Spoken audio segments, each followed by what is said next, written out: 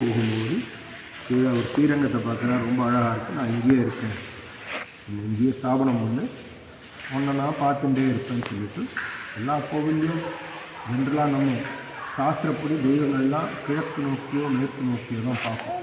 தெற்கு நோக்கி பித்ருக்கள் திசைகள் அதனால் பார்க்காது. ஆனால் விபீஷணனுக்காக திருச்சி ஸ்ரீரங்கத்தில் கங்கையை நோக்கி தெற்கு நோக்கி பெருமாள் சயனப்பட்டு இருக்கார்.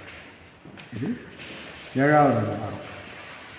முதல் யுகம் கிருத்தயுகம் இல்லைன்னா சத்தியயுகம்னுமோ அதில் மத்ஸ்ய கூர்ம வராக வாமன அவதாரமாக இருக்குது. அதில் முதல் அவதாரமான மத்ஸ்ய அவதாரம் சம்பந்தப்பட்ட ஸ்தலம் இது.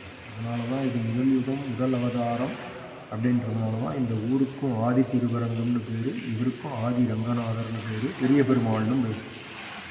இவர் திருச்சி ரங்கநாதருக்கு வயசில் பெரியவர்.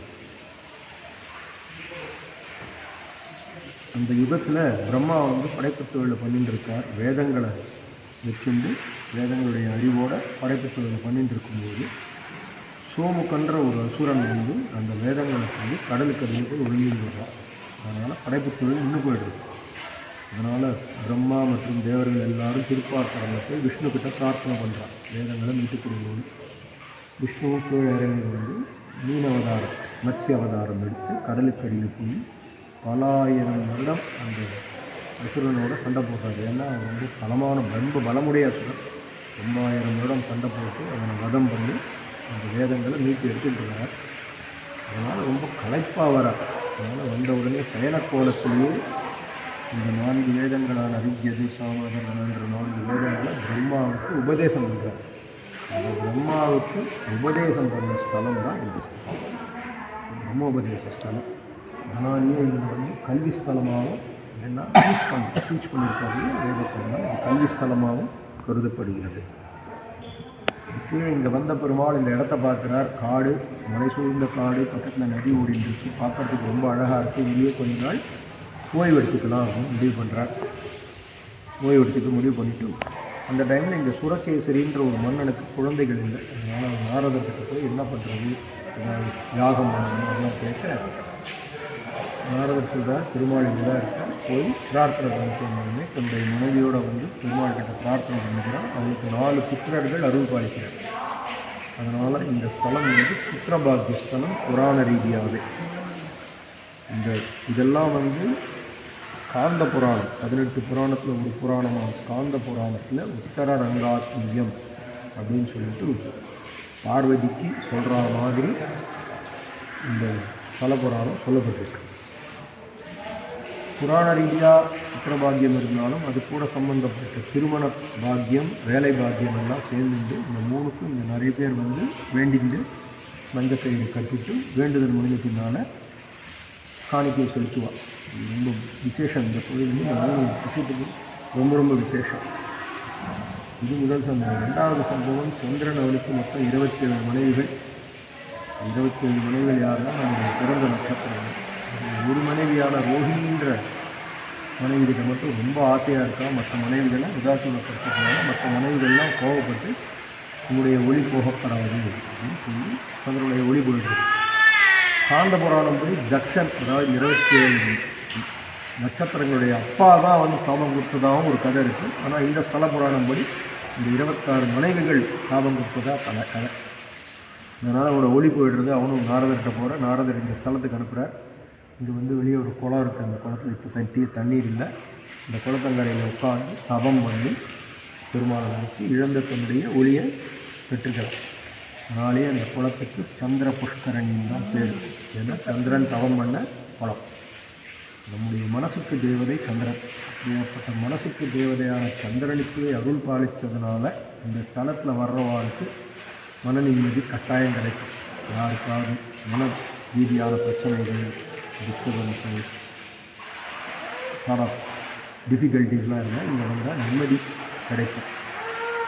இந்த 2 சமாச்சாரம் முடிஞ்ச உடனே பெருமாளை திருப்பார்த்தனில் திருப்பி கூப்பிட்டுடுறா. அவரும் கிளம்புறார். ஆனால் இங்கே இருக்கவா விட மாட்டேங்கிறார். அதனால் என்ன பண்ணுறார், தேவ சிற்பியான விஸ்வகர்மாவை சுற்றி என்ன மாதிரியே ஒரு சிலை செய்ய சொல்ல அவரும் சுதை ரூபத்தில் ஒரு சிலை செய்கிறார். நம்முடைய சிலைகள்லாம் 4 ரூபத்தை ஒன்று சிலாரூபம், இன்னொன்று சிதை ரூபம், இன்னொன்று ரூடாரூபம், இன்னொன்று லோக ரூபம். இந்த முதல் 3 வந்து மூலம் இருக்குது. சிலாரூபம்னா கல், நிறைய இடத்துல நம்ம கல் தான் பார்க்கணும்.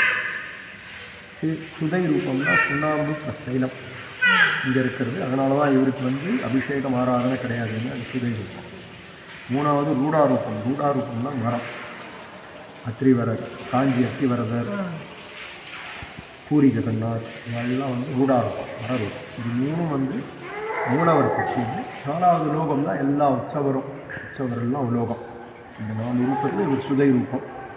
பண்ணவர் நல்லா 28 அடி பெருசாக பண்ணிவிட்டார். அதனால் இவர் திருச்சி ரங்கநாத பெருமாளை விட வயசில் மட்டும் இல்லை, சைசிலையும் பெரியவர். தமிழ்நாட்டிலேயே சயனக்கோலத்தில் மிகப்பெரிய பெருமாள். இவர்கிட்ட ஒரு விசேஷம், முதல் தடவை வர்றது தான் வந்து ரொம்ப சோதனை பண்ணி வர வைப்பார். ஒரு தடவை வந்துட்டால் திருப்பி கூப்பிட்டுட்டே இருப்பார்.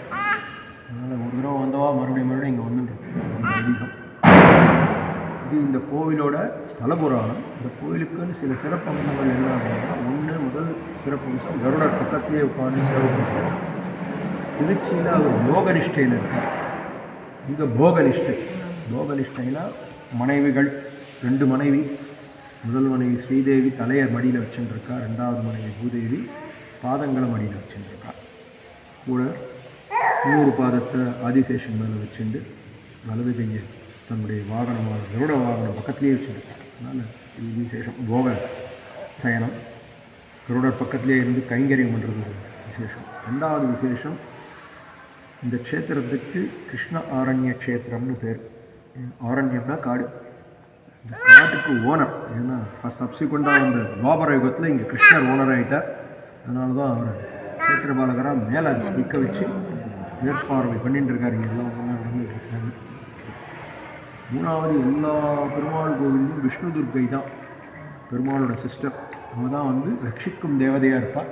இங்கே எங்கேயும் இல்லாதபடி விசேஷமாக மகிஷாசுரமர்தினி, அவள் தான் ரட்சிக்கும் தேவதை. எங்கேயும் பார்த்துருக்க முடியாது. இந்த மகிஷாசுரமர்தினி உள்ள லெஃப்ட் சைடில் பார்த்துருக்கலாம்.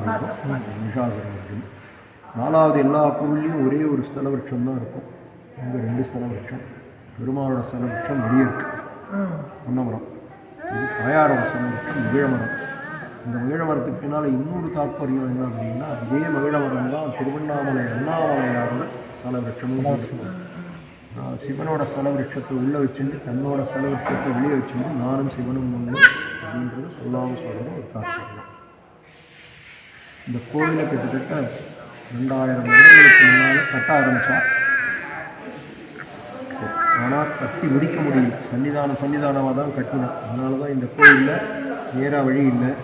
வழக்கமாக எல்லா பெருமாள் கோயிலையும் இடது பக்கம் தாயார் இருப்பான், வலது பக்கம் அண்ணா இருப்பான். 2 பேரும் இடது பக்கமே. கிட்டத்தட்ட 1300 வருடங்களுக்கு முன்னால் பராக்கிரம பராந்தக சோழன்ற ஒரு சோழ மன்னன் தான் இந்த கோவிலை புதுமைப்படுத்தி புனராரம்பணம் பண்ணி கோவில் தரிசனத்துக்கு திறந்து வைத்தார். இந்த இடைப்பட்ட 700 வருடங்களில் சாளுக்கியர்கள், சோழர்கள், பல்லவர்கள் 3 பேரும் இந்த சிற்பக்கலைகளுக்கு நிறைய முக்கியத்துவம். எல்லா கோவிலும் சிற்பம் இருக்கும். இந்த கோவிலில் அபூர்வமான சிற்பங்கள் நிறைய. ராமர் வில்ல உடைக்கிற மாதிரி, கயாட்சேத்திரம் அதை பற்றி ஒரு சிற்பம், கஜேந்திர மோட்சம், ராமர் ராவண யுத்தம், வாலி சுக்ரீவ யுத்தம், வாலி சுக்ரீவ சரணாகதி, ராம ஆஞ்சநேயர் ஆலிங்கனம், இதெல்லாம் வந்து ரொம்ப அபூர்வமான சிற்பங்கள். இதெல்லாம் நிறைய சிற்பங்கள் இருக்கும். எல்லா அவதாரங்கள்லாம் இருக்குது. கிருஷ்ணலீலைகள், ராமாயண சம்பவங்கள் எல்லாம் இந்த கோவிலில் நிறைய விசேஷம். இந்த கோவிலுக்கு வெளியே ஒரு தானிய குதிர் இருக்கும். இந்த கோவில் நிலத்திலேருந்து வர்ற தானியங்கள் கெட்டு போகாமல் காப்பாற்றுறதுக்காக தொழில்நுட்பத்தோடு செய்யப்பட்ட ஒரு கட்டடம் அது. அதில் 3 விதமான தானியங்களை பண்ணலாம். தமிழ்நாட்டில் 5-6 இடத்துல தான் அந்த மாதிரி தானிய குதிர்கள் இருக்குது. எல்லாத்துலேயும் இருக்கிறதுலே தமிழ்நாட்டிலேயே நம்ம ஜாதகத்தில் சுக்கிரனுக்கு அதிதி தேவதை வந்து ரங்கநாதர். அப்படியாப்பட்ட ரங்கநாதருக்கு யாருக்காக ஜாதகத்தில் தோஷங்கள் இருக்குது, அந்த ரங்கநாதர் டவுனாக போகலாம், இங்கேயும் வரலாம் பரிகாரத்துக்கு. இது ஒரு விசேஷம். இதெல்லாம் கோயிலுக்கு உள்ளே இருக்கிற விசேஷம். கோயிலுக்கு வெளியே ஒரு விசேஷம் என்ன அப்படின்னா, ஸ்கையெல்லாம் கிளியராக இருந்ததுன்னா இங்கிருந்து திருவண்ணாமலை மலையை நல்லா தரிசனம் பண்ணலாம். ஸ்கை கிளியராக இருக்கும். வெளியே போய் அந்த டிரான்ஸ்ஃபார்மர் கிட்ட இன்னுண்டா ஒரு சின்ன குன்று இருக்குது, குன்று பக்கமாக மரம் இருக்குது, ரெண்டுக்கு நடுவில் நல்லா அழகாக தெரியும். ஆனால் க்ளவுடு நிறையும் இந்த சீசனில் அழகாக தெரியும். சம்மர்லாம் ரொம்ப சூப்பராக தெரியும். இதுதான் இந்த கோவிலோட விசேஷங்கள் பர்சே. கேட்டதுக்கு ரொம்ப நன்றி. வாழ்க வளமுடன்.